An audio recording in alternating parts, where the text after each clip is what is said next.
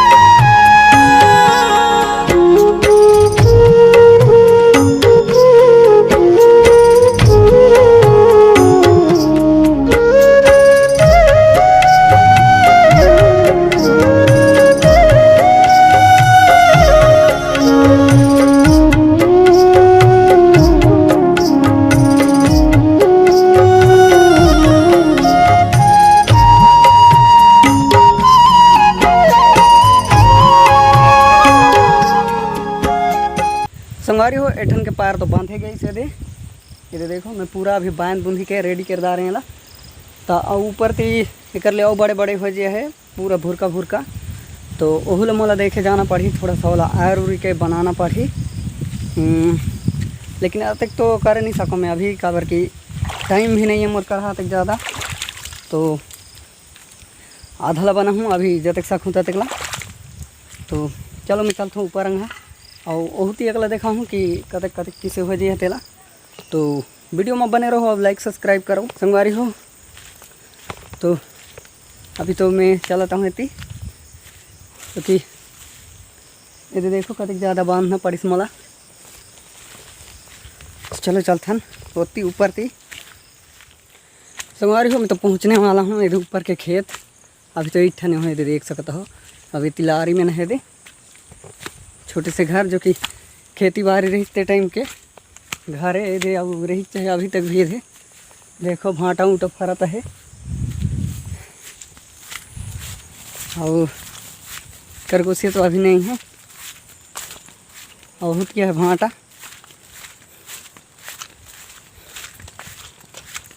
और वो इतनी बड़े रोड भूरका हो जाए संगवारी हो पैर तो धोसक के।